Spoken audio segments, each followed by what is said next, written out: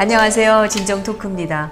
저희 진정토크 시간에 요즘 이 시리즈 특집 기획을 보내드리고 있습니다.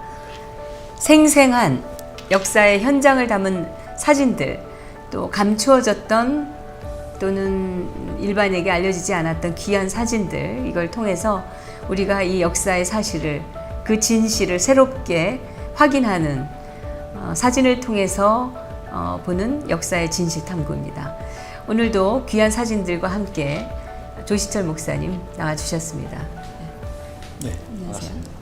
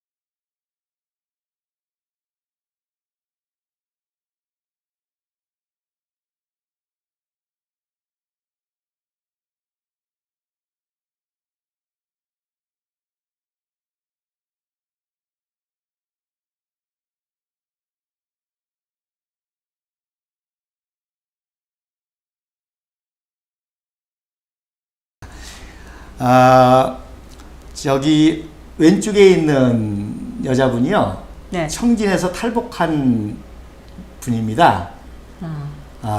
그런데 과거에는 이제 배고픔과 굶주림 때문에 탈출을 많이 했죠. 요즘에는 자유를 찾아서 옵니다. 또 자녀 교육 잘 시키려고 옵니다. 네, 여기서 잠깐 끊어갈게요. 우리가 역사적 사실을 얘기한다고 했는데 이거 현대적인 걸 가르치고 있으면 조금 앞뒤가 안 맞는 것 같아요. 그러니까 이제 그 역사적 사실들의 네. 사진들을 이제 계속 소개를 해야 되는데 들어갈 거야 이제. 네. 그래서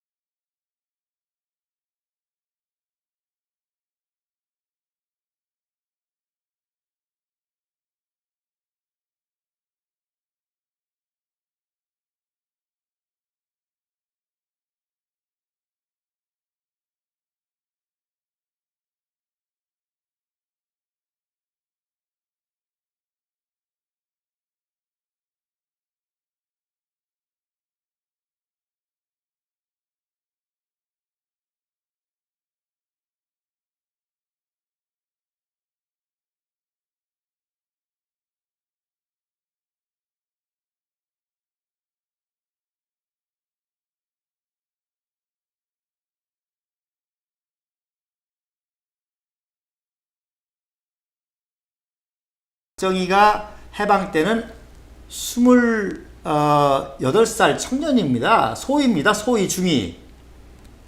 이 사람들은 대단한 엘리트거든요. 그러니까 뒤에 있는 파일럿들 보세요. 다 최고의 엘리트들입니다. 그래서 공산정권에 참여해서 이미 약흑기를 가지고 공군력을 가지고 있었기 때문에 바로 대한민국을 침공할 수 있었던 거죠. 그리고 이렇게 전쟁 준비를 이미 했습니다. 이 포스터 보세요. 인민군대 조국 해방을 위한 전투. 자, 그래서 여기에 이제 제가 오늘 우리 역사의 중요한 포인트입니다. 아니, 갑자기 한 민족이 전쟁을 하려면 전쟁이라는 건 무엇입니까? 서로 죽여야 사는 거 아닙니까? 그렇죠. 그러니까 네. 제가 정미영 대표하고 이렇게 갑자기 동족이었는데 서로 죽이려는 전쟁을 하려면 죽일 수 있을 만큼 미워해야 됩니다. 징후해야 됩니다. 그러니까 여기서부터 모든 거짓말이 나온 겁니다. 예.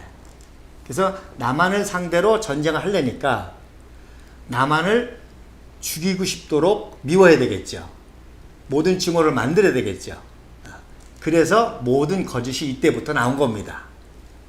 그러니까 친일파라는 말, 또 미제의 식민지라는 말, 이런 것들을 만들어내야 남한을 전쟁에서 죽여야만 될 대상이 되는 거죠. 그러니까 전쟁을 하는 명분을 쌓기 위해서. 그렇죠. 예. 그래서 우리가 통일을 시켜야 되겠다. 맞습니다. 예. 그래서 남한을 쓸어버리고 죽이고, 그래서 이때부터 모든 거짓이 만들어졌고 그 거짓이 지금까지 이어진다는 거죠. 지금도 보세요. 박근혜 대통령 죽이려고 또 온 것 거짓말을 만들어내잖아요. 뭐 청와대에서 또 무슨 뭐 문건이 나왔다는지. 예. 자, 이게 이제 그 풍부한 에너지를 가지고 최초의 병기 공장을 만들어서 기관총, 따발총이라고 그러죠. 그것을 생산한 기념 차량입니다. 그래서 북한은 이게 성지 1호와 같은 겁니다. 평청 공장이. 예. 그 왼쪽에 최영건, 김책, 김일, 그리고 김일성이 서 있죠. 자, 우리 남한은 참 나라도 아직 못 세울 때 북한은 이미 이렇게 전쟁 준비를 다 한 거죠. 그리고 끊임없는 증오와 거짓말을 만들어서 전쟁을 일으키게 되는 거죠. 그리고 바로 우상화 작업이 시작이 됩니다. 그래서 49년 1월에 그 평성 지역의 스모리에서 김일성 동상을 처음으로 만듭니다. 이 동상 제막식입니다. 여기 사진이 있죠? 동상 제막식입니다. 이렇게 우상화해야 통일의 지도자로서 우상화하는 거죠. 예. 이 강동군 이제 이 동상 제막식입니다. 이제 거기에 비해서 이런 와중에 이제 대한민국의 이승만 박사가 건국 작업을 합니다. 이제 이때가 이제 그 20일 날 처음 이제 등장하실 때 모습입니다. 원래는 평민 자격으로 사실 앞좌석에도 못 앉겠습니다. 하지가. 그러나 이제 조병옥 박사가 우리 대한민국의 독립의 원혼이시라고 이제 앞자리에 앉아서 조병옥 박사가 아주 멋진 연설을 하죠. 그래서 이 박사가 등장하게 돼서 연설하시는 장면입니다. 그때 이제 조병옥 박사가 한 유명한 이제 연설입니다. 이 박사 소개한 연설이죠. 예. 그래서 그 중앙청이라고 그러죠. 그 중앙청이 이제 하얀 건물이기 때문에 이제 백아의 그 전당이다 그런 말이 있었는데 그것과 비교해서 참 이 박사의 흰머리는 독립을 위해서 이렇게 하얘졌고 검은 머리가 흰머리가 되도록 하얘져서 광복을 했고 또 이렇게 독립을 했고 그분이 우리의 산 역사다 이렇게 증언함으로 그 연설함으로 말미암아 모인 사람들이 다 정말 울고 환호를 하는 그런 장면입니다. 놀라운 거는요, 이 박사님이 이제 나라를 세우기 위해서 전국을 다니면서 연설하십니다. 자, 우리 자유민주주의의 기본이 선거 아닙니까? 투표 아닙니까? 근데 우리 대한민국 사람이 투표를 해봤겠습니까? 30년 동안? 그래서 전국을 순회하면서 이제 국민교육을 하죠. 그거를 남선순행이라고 합니다. 그래서 이게 47년 5월 달에 청주를 방문했을 때인데요. 네. 놀라운 건 프랑카드에 보세요. 대통령도 되기 전에 국부라는 말을 썼습니다. 자, 대한민국 대한국민 대표 쓰고요. 가운데 국부 이승만 박사 환영이라고 썼죠. 예, 그러니까 이미 그 당시 한민족의 모든 백성은 이승만 박사를 정말 대통령으로 또 국부로서 존경하고 있었다는 거죠. 나라들이 세우기 전에. 예. 그러니까 뭐 종북좌파가 지금 건국을 지금 이렇게 무시하고 또 국부라는 말에 굉장히 민감하게 반응하죠. 당연한 건데 이미 대한민국 건국되기 전부터 이렇게 전국적으로 국부라는 정칭을 받는데 말입니다. 예. 그래서 이게 유명한 뭉치면 살고 흩어지면 죽는다라고 하는 그런 연설을 통해서 참 우리 민족주의자를 결합하고 또 기독교 세력을 결합하고 또 한민족을 결합해서 대한민국을 세우게 되는 거죠. 예. 제가 이번에 그 역사를 이렇게 보다가 이 오리지널 사진 하나 찾았습니다. 이게 이제 김일성 그 등장하는 그 사진이죠. 거기에 조만식 선생과 함께 그 여성 대표로 박현숙 장로님이 영단에 쓴 장면을 찾았습니다. 예. 이 박현숙 장로는 그 당시에 남북한 통틀어서 최고의 여성 지도자였습니다. 네. 그러니까 여기에 섰죠. 예.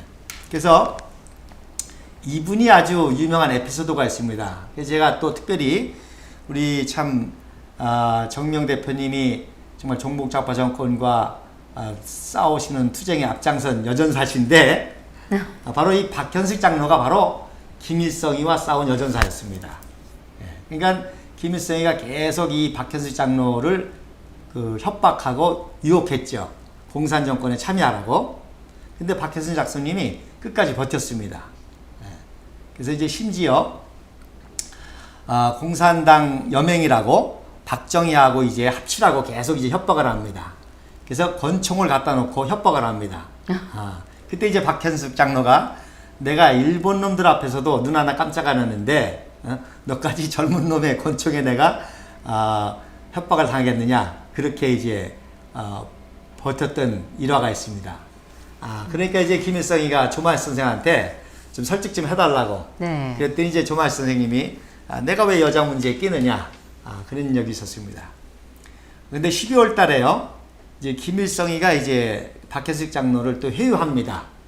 그리고 박현숙 장로가 저때 나이가 50대예요. 네. 근데 굉장히 미모가 있었습니다. 그래서 이번에는 이제 김일성이가 희롱을 하죠. 유혹을 하고 희롱을 합니다. 그때 이제 그 자서전에는 면박을 주고 월남을 했다 이렇게 쓰셨습니다. 그런데 이제 많은 증언들에 하면 박현숙 장로가 아마 김일성이가 이제 손을 댔던 모양이에요. 그러니까 이제 귀샤대기를 달릴 정도로 강단 있게 어디 감히 하냐. 그리고서는 월남을 하셨죠. 그래서 월남을 하고 이승만 대통령을 도와서 건국의 공신이 되신 분입니다. 예. 그래서 사회부 장관도 지내시고요. 국회의원도 지내신 아주 여걸이십니다. 예. 이 사진에는 이게 지금 소련군 장교들 그렇죠. 예. 사진하고 우리 조만식 선생 사진하고 예. 그리고 김일성이 연단 앞에 나가 있을 때입니다. 예. 네. 그래서 박현숙 장로님의 뭐라 그럴까요? 손녀 사위가 정대철 씨입니다. 네. 정대철 국회의원이죠. 그리고 정대철 씨 아버지가 정일영 박사님이십니다. 우리나라 건국의 또 공신 중에 한 분이죠. 그 두 분이 사실 남산현교회 같은 교회 출신이십니다. 자, 제가 이제 이승만 박사님이 얼마나 이제 세계사적으로 위대한가를 이제 마저가로 증명하려고 그러거든요. 이게 히틀러고요. 왼쪽에 있는 게 영국의 챔벌린 수상입니다. 이제 히틀러가 등장을 하니까 네. 챔벌린이 히틀러를 어피즈하죠. 어피즈라는 말 아시죠? 이제 이게 달래는 거죠. 그랬더니 이제 윈스턴 처칠은 히틀러는 더 나쁜 놈이다.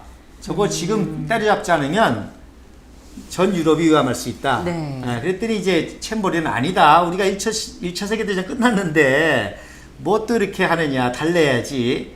근데 정말 히틀러가 전쟁을 일으켰잖아요. 그러니까 윈스턴 처칠이 맞았다. 그래서 윈스턴 처칠이 바로 수상이 되죠. 그리고 이제 2차 세계전을 극복하게 되지 않습니까? 루즈벨트와 이 윈스턴 처칠이 같이 이제 히틀러의 그 유럽 전쟁을 마무리하고 승전이 됐는데, 역사학자들이 윈스턴 처칠이 루즈벨트보다 더 위대한 인물이라고 합니다. 왜냐하면 루즈벨트는 이번에는 스탈린의 위협을 부른 거예요. 예, 그래서 스탈린하고 타협을 한 겁니다. 결국 그래서 유럽이 공산화가 됐고 북한이 공산화가 된 거죠. 예. 그런데 윈스턴 처칠은 1946년 3월 5일 날 네. 웨스트민스터 콜리지에 가가지고 유명한 연설을 합니다. 바로 철의 장막, 아이런 커튼. 그 소련을 제어하지 못하면 철의 장막이 쳐질 것이다 라고 예언을 한 겁니다. 그래서 그 예언대로 정말 동구권이 소련화가 됐죠. 그래서 이 예언을 했다고 해서 루즈벨트보다도 이제 더 위대한 지도자로 추앙을 받는 거죠. 그래서 이 연설 한마디 했다고 연설 동상이 세워졌습니다. 그 내셔널 처치 뮤지엄이 그 학교에 세워졌습니다. 그런데 이승만 박사는 예언 정도가 아니죠. 전 세계 모든 공산화를 막은 분이죠. 심지어 공산화의 종주국인 소련과 중국의 침략을 막고 자유민주주의 대한민국을 세운 분이시죠. 그러니까 뭐 이거는 세계사적인 인연이죠. 네. 그 처칠은 아이런 커튼을 예언했는데 이승만 박사는 아이런 스태프, 즉 철의 몽둥이를 다 막아내고 자유민주주의를 세우고 그 나라가 지금 세계를 선도하는 참 놀라운 나라를 세웠다는 거죠. 진짜 저 그 지도를 보니까 정말 끔찍하게 그렇죠. 공산주의화됐던 예. 시기네요. 네. 그 제가 그 빗금치인 거는요, 6.25 동란 이후에 공산주의 혁명이 일어난 나라들입니다. 인도네시아도 마찬가지고요, 인도도 그렇고요, 뭐 필리핀 말할 것도 없죠. 또 전 세계지들 다 보여줄 수 없지만 네. 중남미 아메리카도 다 공산주의 혁명으로 망한 나라들이죠. 예. 유일하게 공산주의 혁명을 극복한 정도가 아니라 공산주의 종주국과 싸워서 이긴 나라죠. 뭐 얄타회담에 참석했던 장개석이도 쫓겨났잖아요. 중국에 모택동이 져가지고. 근데 장개석이 이긴 모택동이를 이긴 게 이승만 박사님이십니다. 예. 대단한 역사죠. 6.25 동란 때 이 박사님이 평생 가슴에 품었던 태극기를 펼쳐들고 대한민국 자유주의 이 대한민국 도와달라고 호소하는 그런 장면이십니다. 예, 그래서 구형 태극기라 좀 이 괴가 좀 크기가 다르죠? 좀 더 크죠? 그래서 꼬깃꼬깃한 게 보이시죠? 예, 저 평생 저렇게 가슴에 품고 독립운동하셨고 또 우리 민족의 위기 때에 국제사회에 호소해서 대한민국을 도와달라고 호소하는 그런 장면입니다.